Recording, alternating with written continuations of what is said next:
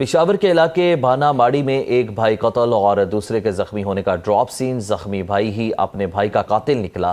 Police के मुताबिक मुलजिम ने खुद को बचाने के लिए नामालूम शख्स के खिलाफ दावेदारी का ड्रामा रचाया।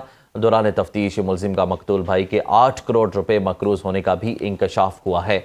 आपको अपडेट कर रहे हैं कि पेशावर के इलाके भाना माड़ी में एक भाई कत्ल और दूसरे के जख्मी होने का ड्रॉप सीन।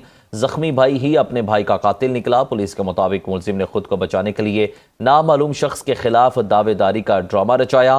दौरान तफ्तीश मुलजिम का मकतूल भाई के 8 करोड़ रुपए के मकरूज होने का भी इंकशाफ सामने आया है।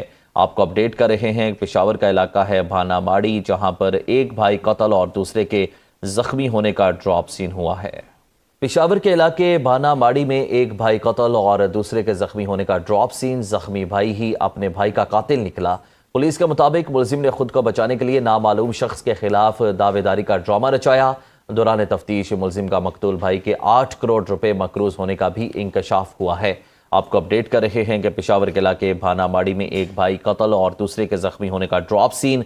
जख्मी भाई ही अपने भाई का कातिल निकला। पुलिस के मुताबिक मुलजिम ने खुद को बचाने के लिए नामालूम शख्स के खिलाफ दावेदारी का ड्रामा रचाया।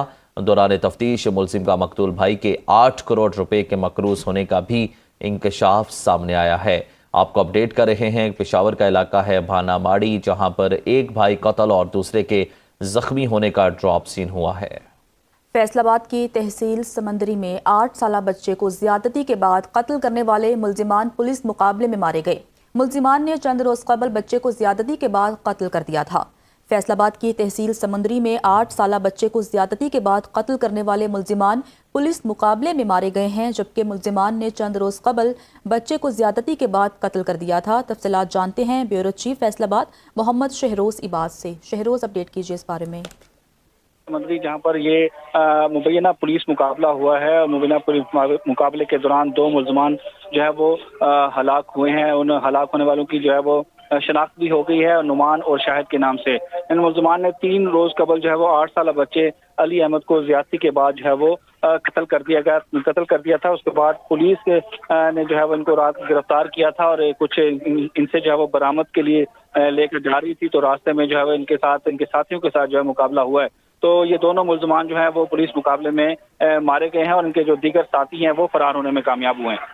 ठीक है शहरोज इबाद, आपका बहुत शुक्रिया। फैसलाबाद की तहसील समंदरी में 8 साला बच्चे को ज्यादती के बाद कत्ल करने वाले मुलजिमान पुलिस मुकाबले में मारे गए। मुलजिमान ने चंद रोज कबल बच्चे को ज्यादती के बाद कत्ल कर दिया था।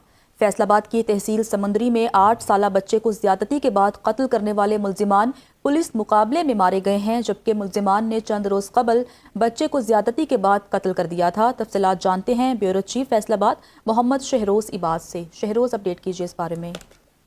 मंत्री जहां पर ये मुबैना पुलिस मुकाबला हुआ है और मुबैना पुलिस मुकाबले के दौरान 2 मुलजमान जो है वो हलाक हुए हैं। उन हलाक होने वालों की जो है वो शनाख्त भी हो गई है, नुमान और शाहिद के नाम से।